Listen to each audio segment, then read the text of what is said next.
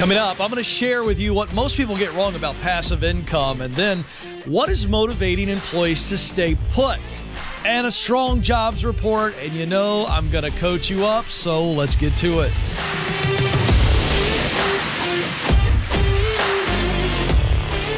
Coaching you so that you have a competitive edge to win at work and in life. That means making more money and experiencing more meaning in your work. Excited that you're here today. So let's take on a very tempting topic. Just the very idea of this topic gets people a little excited. Passive income is the phrase. Oh, yeah. I mean, who doesn't get a little warm, fuzzy feeling in their chest when you start talking about passive income? Who wouldn't want passive income? What are we talking about? What is passive income? Well, we're going to break that down, but what a lot of people just immediately equate as a definition to the phrase passive income is, well, I'm making mailbox money, baby. I'm getting paid while I'm sleeping, right? The idea that you have reoccurring revenue.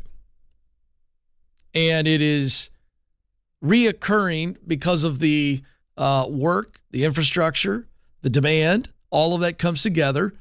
And essentially, one way of looking at it is certainly real estate, stocks and financial investments, or a product that's selling. So, I mean, you have different categories of what we'd call passive income, meaning you're not actively doing something physically and then exchanging product or service for actual labor. It's just kind of occurring. So I'll give an example for me. Passive income, if somebody's buying one of my books, or proximity principle from Paycheck to Purpose, or the Get Clear assessment.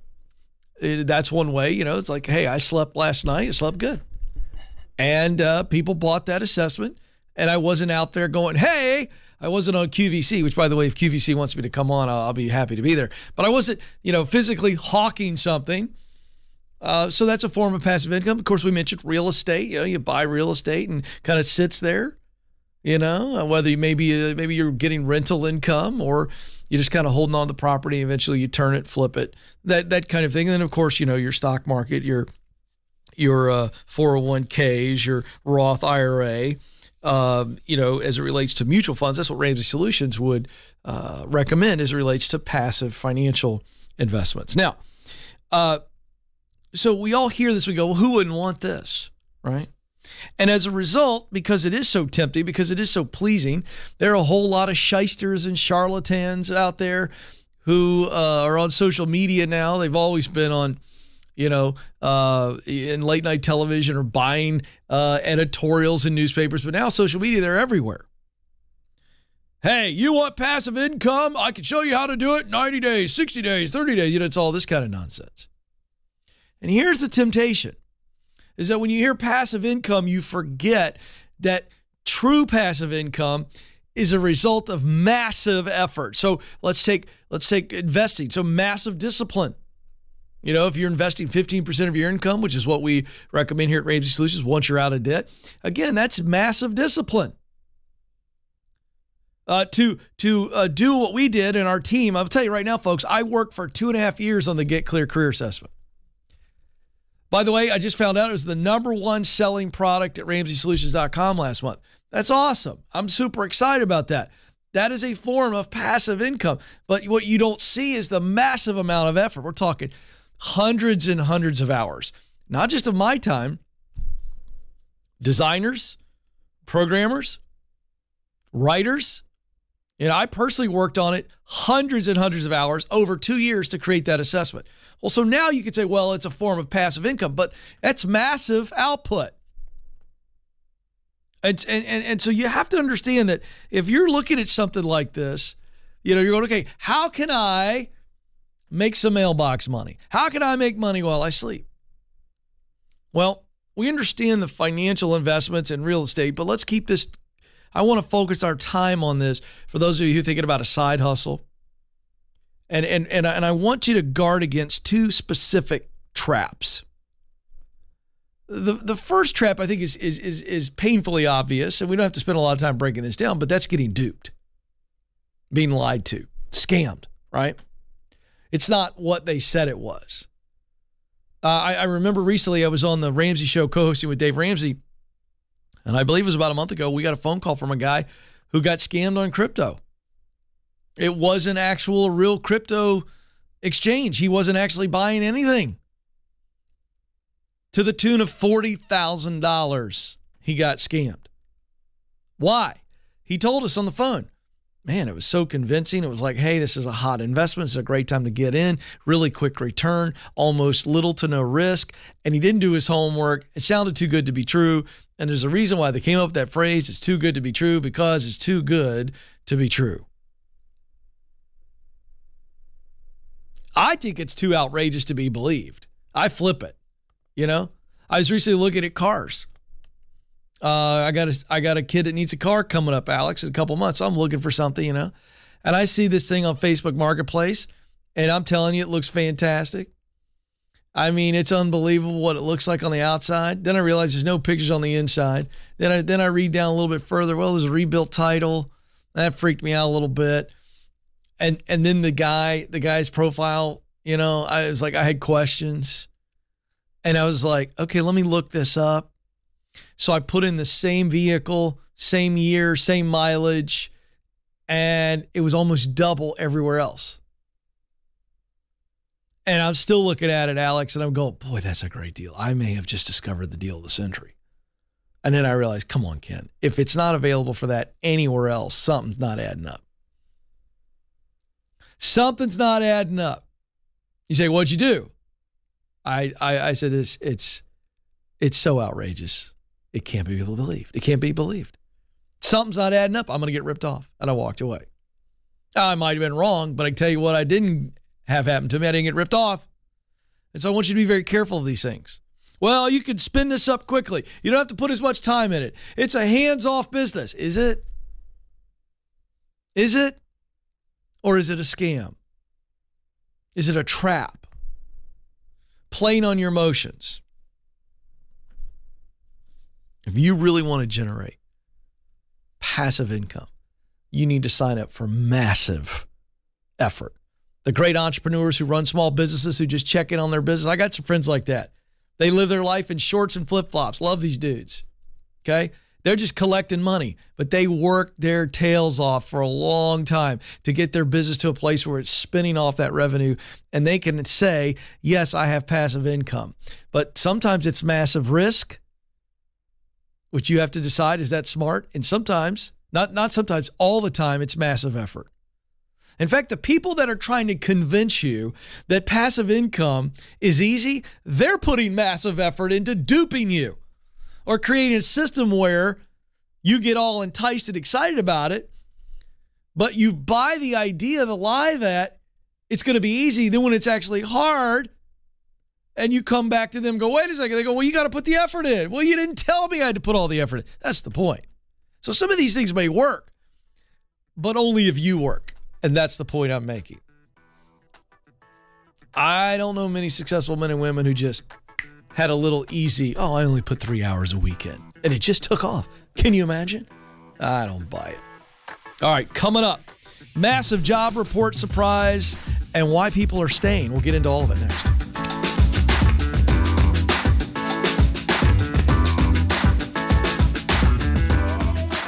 So you just landed the new job. Congratulations. You've made it past the interviews, and now it's time to onboard with excellence.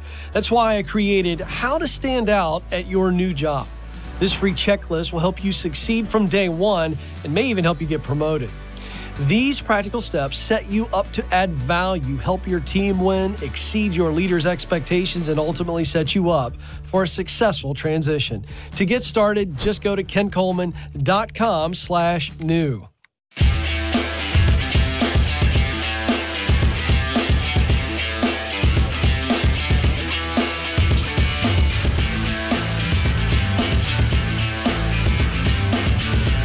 Welcome back to the Ken Coleman Show, where we help you win at work and in your life.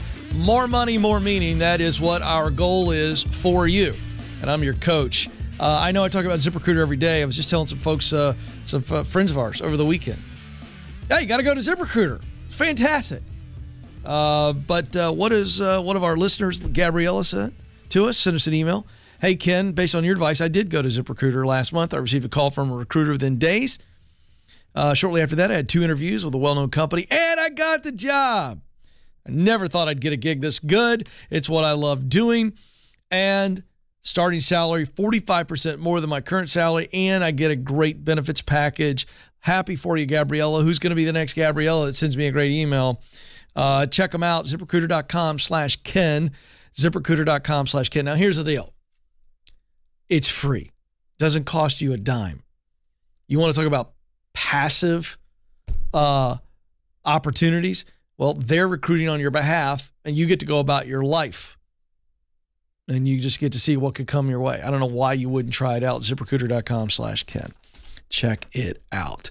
All right. Okay, several things to get to. Boy, this is going to be chock full, this segment.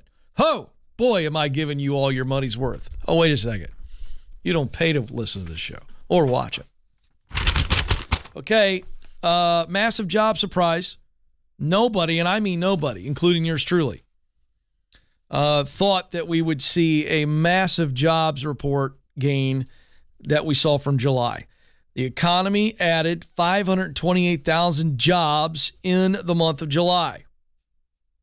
That is about 250,000 more, so double what economists were expecting. With this report, the unemployment rate ticked down from an unbelievably low 3.6% unemployment to 3.5%. This is the 19th consecutive month of job growth and the highest monthly gain since the economy added 714,000 jobs in February. And that was a big boom, as you know, as the pandemic truly began to thaw across the nation. July's job totals outpaced the average monthly gain of 388,000 jobs of the past 4 months. So the last 4 months, we've had high 300,000, which is good. It's a good number. Wow. July blowout. Very interesting. So here's why I share that. Because I'm trying to be a voice of reason for you folks as you try to wade through all the negative news. And you got the Fed raising interest rates. And the Fed came out and said, you know, look, we got to see unemployment spike up. These morons. I mean, complete and utter morons. So who knows what they're going to do now? I don't know what they're going to do. Because these jobs reports, I mean, continue to be really great. Now, we'll see what happens over the next 2 or 3 months. But I think we're in a baby recession. I don't think it's a big recession. Therefore, I don't think most of you are going to feel it tremendously. I don't think you will. So I share that with you to go, there's still some great news out there. And yes, there are going to be layoffs in times like these of uncertainty because companies staffed up during the hot times. And now we go, oh, there might be a storm on the rise. What do? They batten down the hatches. That means they lay people off. But it's still a very good job economy. So if you're looking to make more money, do more of what you love, I'm telling you the opportunity is as good as it's ever been, despite what you're reading every night on the news. Okay, next story. Here's an example. Oh, this deserves a definite paper crunch. This is a classic example of what I'm talking about. This is when the host gets excited about his news and he forgets he was going to share this. A report from the National Federation of Independent Business said that small businesses across the country continue to raise wages to keep employees. Nearly half or 49% of owners reported job openings they could not fill. This is small business. 49% of small business owners having a hard time filling the positions that are open. That's down just 1 point from June and 2 points from May. So, I mean, for the last several months, you got some frustrated small business owners. They can't find the talent. So, again, if you're looking, baby, I'm looking for that small businessman or woman who's got a great company, great product that I like, and it might be a wonderful place for you. 64% of small business owners reported hiring or trying to hire in July. Of those trying to hire, 91% of owners reported few or no qualified applicants for their jobs. To keep employees, 48% of business owners reported raising compensation. 42% of business owners have openings for skilled workers and 21% openings for unskilled labor. 60% of the job openings in construction were for skilled workers. That's unbelievable. And 67% of construction firms reported few or no qualified applicants. Okay, I'm just going to do a little commercial here. Okay? If I'm a parent or if I am a person who is outside of the traditional college profile, and I am gifted with my head in my hands, meaning I can look at things, fix things, build things, I'm looking at a trade school and a short-term qualification process to go right into construction, with the reality that I may need to be a skilled laborer for a few years or 5 or so, but I have the opportunity to become a small business woman or man in those areas. That the path to a great life and career in the trades is as available now as it ever has been. Let me just give you real time here. Let's say you're 22, 23, 24, 25, 26-year-old dude. And I know you are because that's who watches me on YouTube. Listen to me. Let's say you always were a bad student. You weren't a classroom guy. You hated college. You tried it. Maybe you finished college. Maybe you didn't. And you're wandering through your work life trying to find something for you. And you like working outside. You like working with your hands. You're good at it. You can be trained up pretty quickly. I'm jumping in the construction industry and letting them train me up. Because I realize, man, I pay my dues for 3-5 years. I'm going to have a massive opportunity. I'm just telling you. You never know where you could go. End up owning your own business. Be a multi-millionaire. Because let me just tell you, there is no shame in your game. If you want to be dirty, sling a hammer, use a power saw, there's no shame in your game. Not at all. Hey, listen, I'd do it if I could, but I barely know how to hold a hammer. It's trouble. It's dangerous. I have to limit my household duties to sweeping, dishwasher stuff. I can hang the occasional picture. I asked Joe the other day if he trusts me with one of his chainsaws. This guy won't trust me. Thinks I'm going to cut my arm off. And after I got over my feelings being hurt, he's probably right. So I don't know. Another story. What is the number one thing motivating employees to stay put right now? Job stability.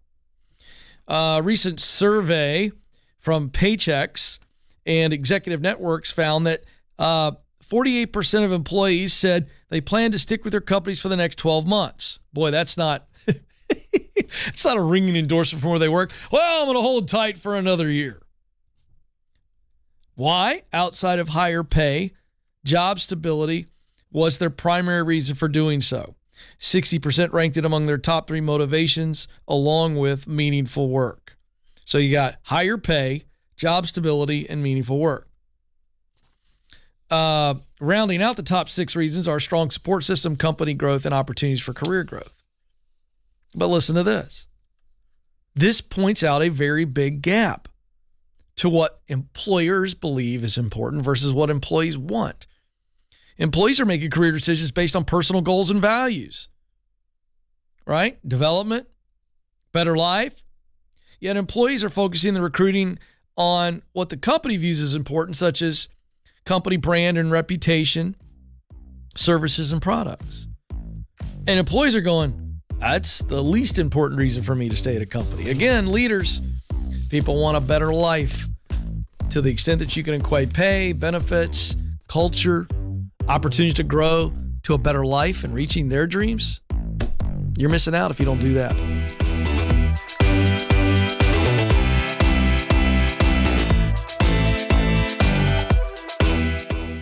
Did you know that just like a product, you have a personal brand?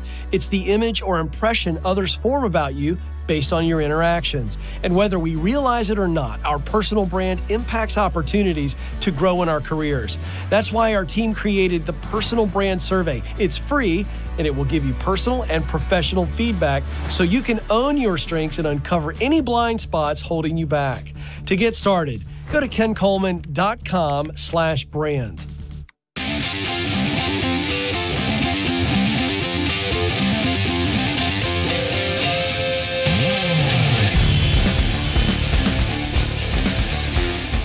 Rocket on from Ramsey Solutions Worldwide Headquarters in Nashville. This is the Ken Coleman Show. I'm your coach to help you make more money and experience more meaning. Guess what that means? That means you're winning at work and you're winning in life. And I'm the guy to help you out. We'll get to the coaching session in a little bit. The phone number, 844-747-2577, 844-747-2577. Okay, as a man of the people, and make no mistake, I am a man of the people. Why? Because I do this show for you. So that you can win. So that you have somebody you could trust to tell you the truth. Whether it be in a coaching call or tell you what's going on in the world in the headlines and just give you a plain-spoken, common-sense approach. I'm not right. I'm not left. I'm right in the freaking middle of the bullseye. You can't tag me with a party label, because I'm just right in the center of common sense. And if you're new to the show and people call me for coaching, I ask them a lot of questions. I try to get you to come to the conclusion. So I report on some of this current stuff because, quite frankly, you want it. The show's going bananas. The YouTubers are loving this stuff. They want more commentary on real life. So here we go. In just a second, I'm going to go over some of the weirdest interview questions that big companies are asking, but I don't think they're weird. They're actually great, and this will help you. Whether you are a leader and you're looking to use this type of tactic to really, wade through the BS of interviews, or you want to prepare yourself to stand out. So that's coming up in just a second. But first, I'm an equal opportunity offender, and so I'm going to offend Jerome Powell and those pinheads at the Fed right now. So,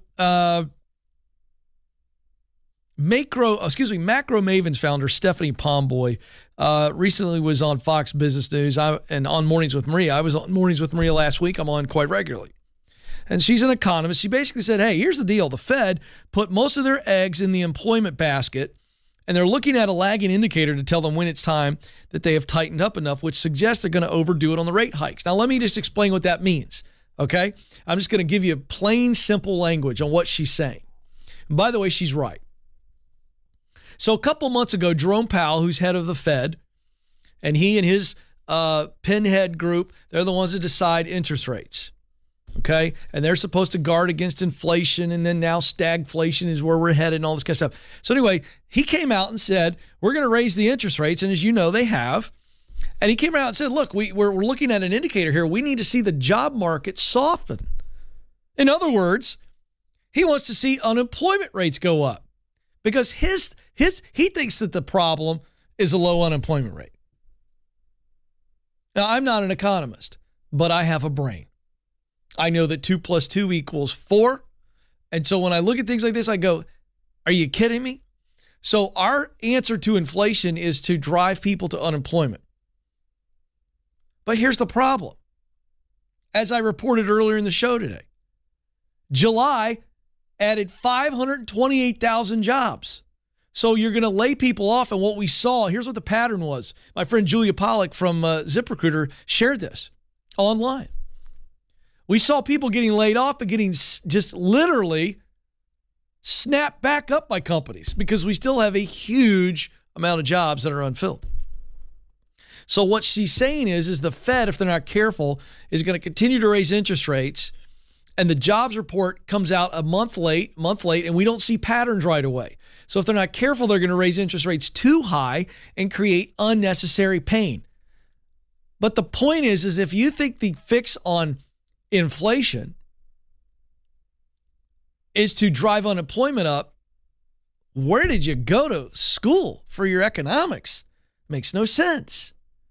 Now, I will also point out very quickly that there's no question that the rise in wages has contributed mightily to inflation. But that's a wage issue, and the private sector will work itself out. Driving unemployment up isn't going to fix the wage issue single-handedly. It's a false silver bullet. So anyway, I just wanted to share that with you all. If that matters to you, it should. You have a voice. Okay, now this is fun. These are real questions that big companies are asking people in the interview process. Okay, and so we're going to discuss the range of these things, and I might ask the booth to answer one of these questions. So get your mics on back there. I might look for a little bit of interaction from the production team. Okay, here we go. Now, the title of this article is 17 of the weirdest interview questions, and I don't think these questions are weird at all because these are actually intentional questions designed to learn something about you in the interview. Here we go. Google asked this one. If you could choose only one song to play every time you walked into a room for the rest of your life, what would it be? I don't think that's weird. I think this is one of the greatest questions I've ever heard for an interview. Here's why. It says a lot about your personality and what you value. So, Alex, you're a big music guy. I'll put you on the spot. You only have one song that you could choose to play every time you walked in a room. What would it be? Immigrant Song, I think, by Zeppelin. Yeah. Okay. See, now I'm not going to take the time to unpack that, but that says a lot about Alex. I can learn a lot about that just by what he said, but then the follow-up questions on that get even more interesting.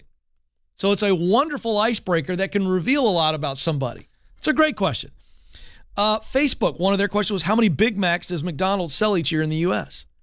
Again, not a weird question. I'll guarantee you that question is for an analyst, right? And so they want to see how they process that question. How would they go about answering that? Google. Here's another one of these, like for a project manager, maybe for an analyst, data cruncher.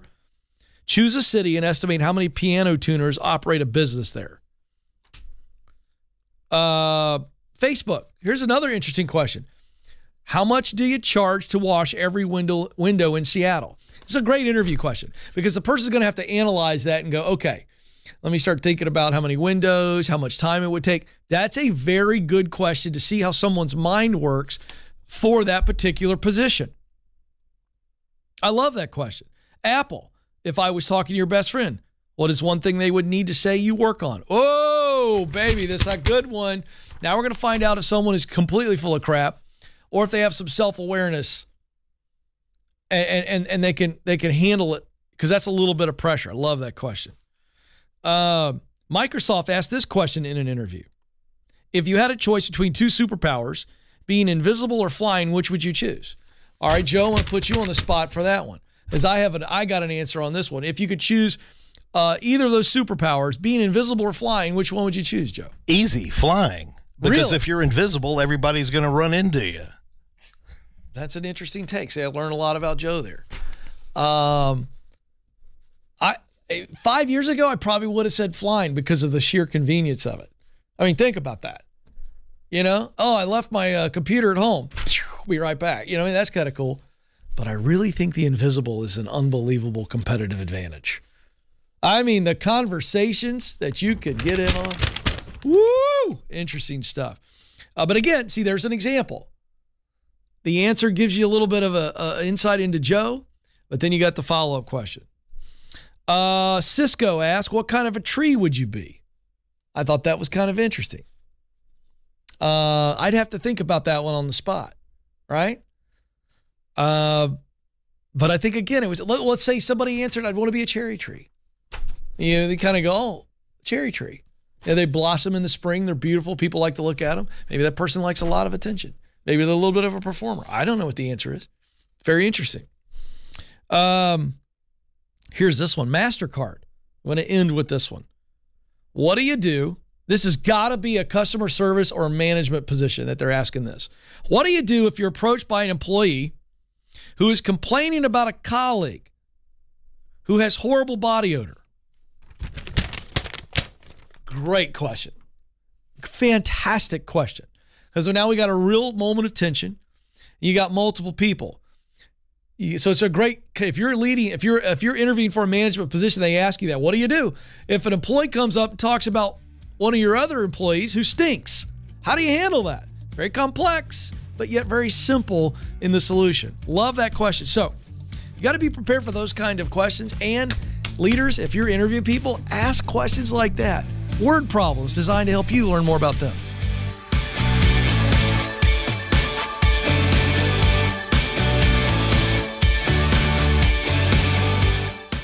If the thought of attending a networking event makes you break out in hives, you're not alone. And I'll let you in on a secret. Networking in the traditional sense doesn't work, but genuine connection is all about relationships. That's why we created Networking the Right Way. This free guide is the low-pressure, high-impact way to overcome the awkwardness, build real relationships, and turn your connections into opportunities. To get the guide, go to kencoleman.com/network.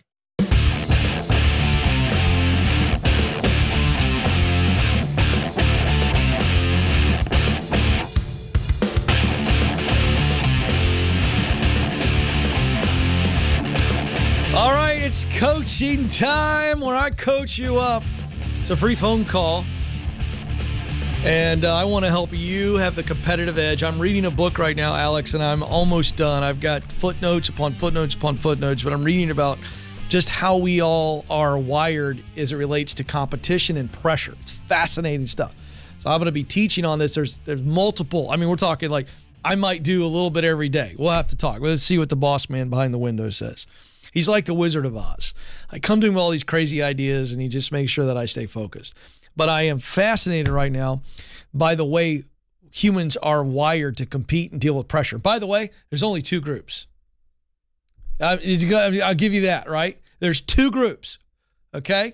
There's a little extra bonus content, then to the phones to Joel. You either wilt under pressure or you come alive. I'm just going to tell you which one I am. I come alive, baby. I like it. I like to compete, man. I don't care what it is. It could be Uno or golf. I dig it, man. So fascinating. I'm learning a lot about myself, by the way. But I'm also learning about people. And by the way, it doesn't make you worse. I'm not better than the other group, by the way. This is what the research is showing.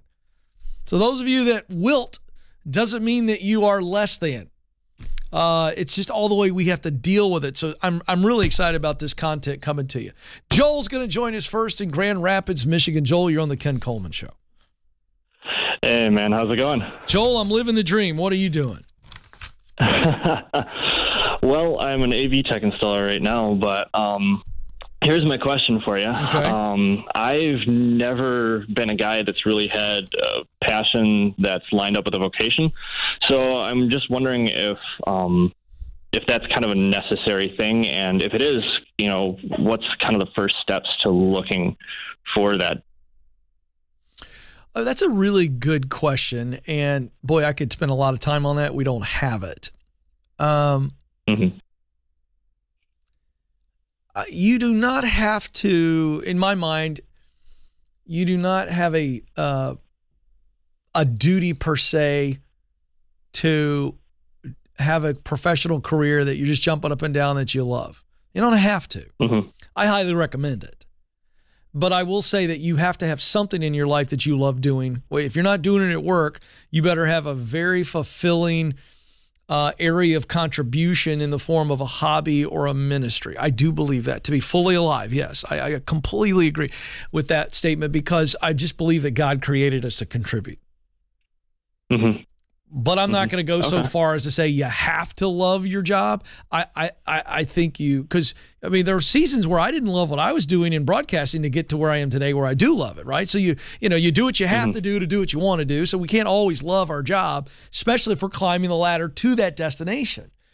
But if you don't have it in your work, you better have it outside of your work. Because I just believe that the God of the universe created every man and woman equally.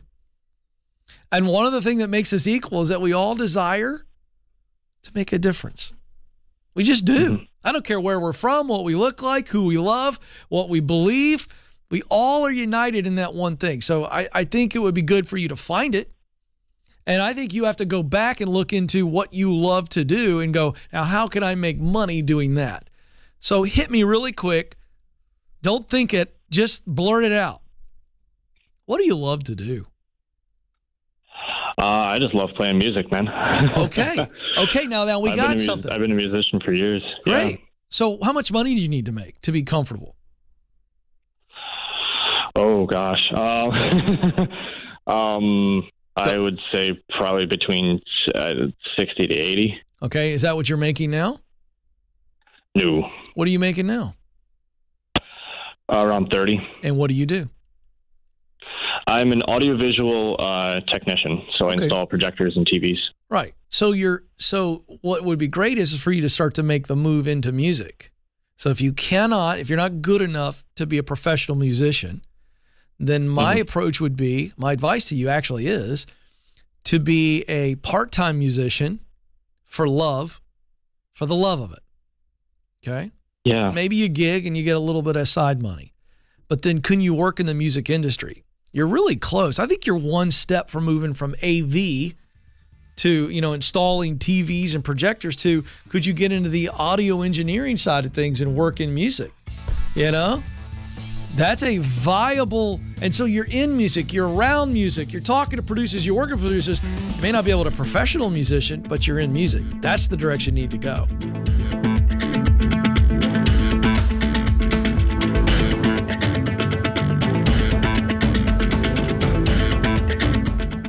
Are you wondering if you should leave your current job or stay put? You're not alone. That's why we created the Should I Quit My Job quiz. In just 5 minutes or less, this quiz will help you determine if you're at the right company and if you're in the right role. If you need to make a move, you'll even get practical next steps to keep you moving forward.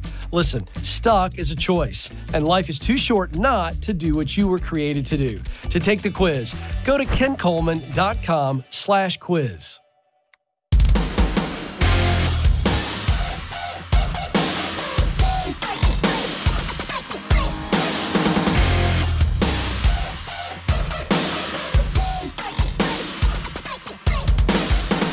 All right, folks, welcome back to the Ken Coleman Show. So you just heard me coach up Joel. You hear me coach people every day.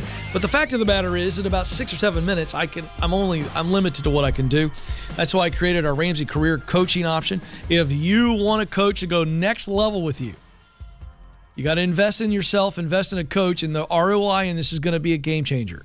You'll make more money. You'll have more margin, more meaning. I don't know. Who doesn't want that? So go to kencoleman.com/coaching. We'll connect you to one of our world-class coaches. These folks are certified. They coach everything from executives on down to just anybody who wants to get ahead in their life. And trust me, everybody needs a coach. I love these coaches. They're great women and great men. Go to kencoleman.com/coaching today. Just a real quick shout out to all of the folks watching live on YouTube.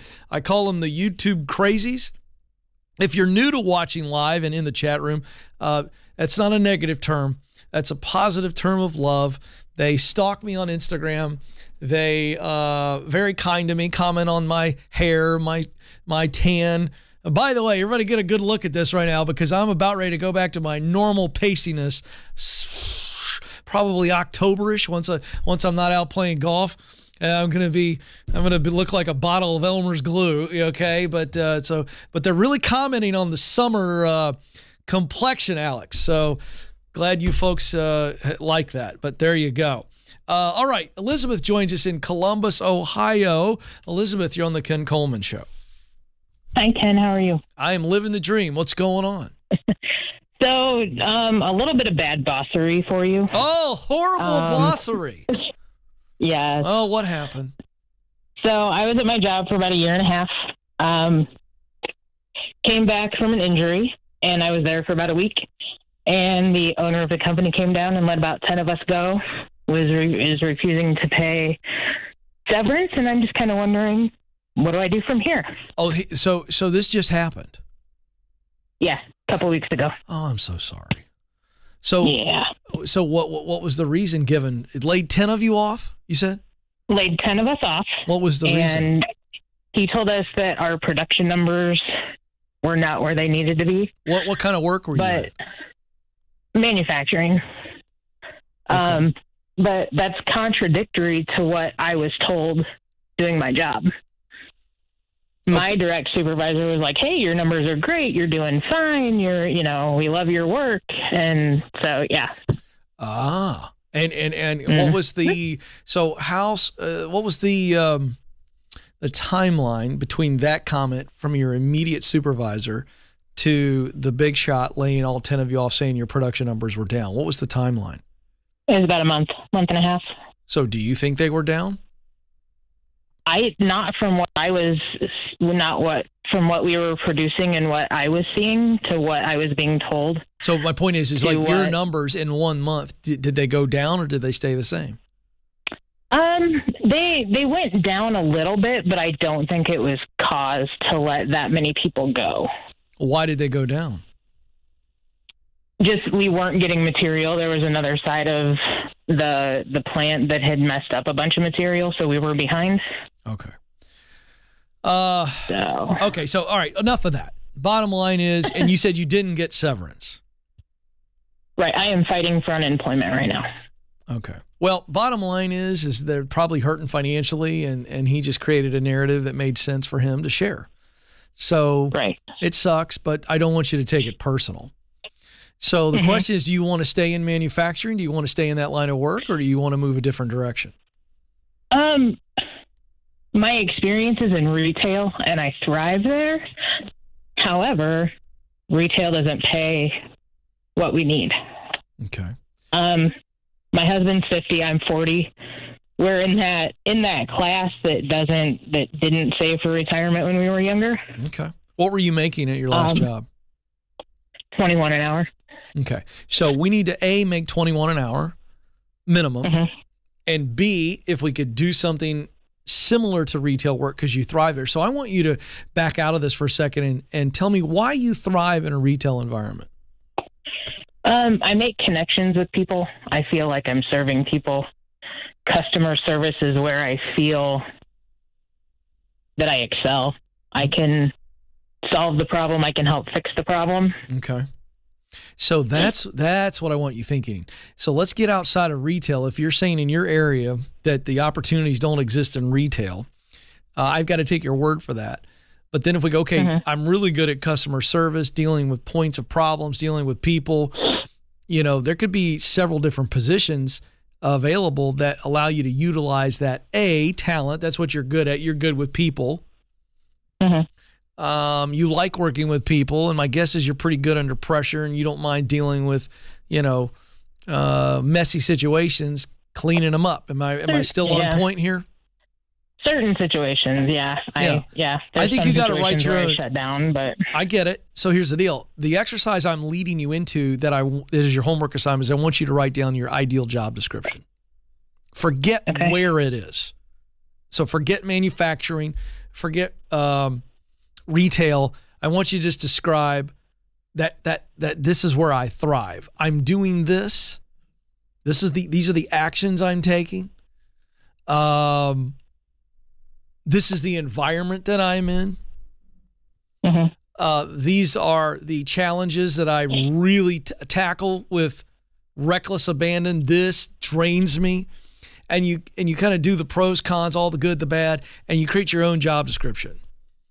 And then you start looking for positions that match up to that. I'm also going to give you as my gift a free link and code to my Get Clear Career Assessment. Have you taken that by any chance?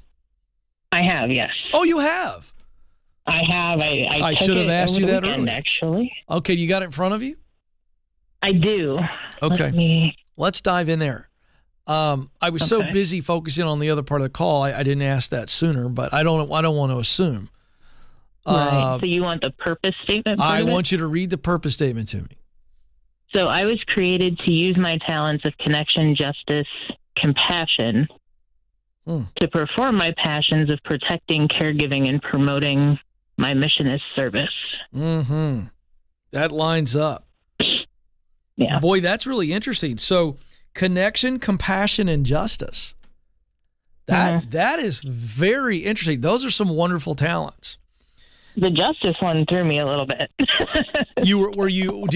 Now, once you read the description of how I define justice, right, about righteous, right and wrong, you have an unbelievable ability to see it and know instinctively right or wrong. Do you agree that it's correct, or did it just surprise you? I was a little bit surprised, but it doesn't really throw me off, if that makes sense. Meaning you were surprised by it, but it absolutely nailed you. Right. Oh, yeah, good. Well, so then you have to take that into account. So what that means is that you bring that to the workplace, the ability to see what's right, to see what's wrong. You have a natural filter and nose for it, if I could use that term, an old hunting dog kind of thing, like that dog's got a nose for hunting, right? They just see what's right, what's wrong, you root it out. That's a gift. I think on the passion side of things, the caregiving, that's a huge theme there, and that's your job description. So since you've taken the assessment, that's your job description. That's the dream job description for you. Now, you got to dive in a little deeper, okay? But that's from 35,000 feet. That is your dream job. You spend most of your day using those talents and doing those passions and producing the result of serving. You're going to be a happy camper, and you're going to make really great money. So here's what I want you to do. I want you to at least go to ZipRecruiter.com/Ken and upload your resume, okay? And fill out that profile. And as they begin to send things to you, start looking at those job descriptions so they match. And I want you to be looking in Columbus, Ohio. Where can I be doing this? And I think in the customer service, customer advocacy, maybe even government work or nonprofit work, I think you got to go back to your passions. I want you to read all those definitions and then say, where would my heart come alive doing this kind of work? Thank you so much for the call. The best is yet to be. For the rest of you, you matter. You have what it takes. Press on. Thanks for listening to The Ken Coleman Show. For more, you can find the show on demand wherever you listen to podcasts and watch the show on YouTube. You can also find Ken across all social media by following @Ken Coleman.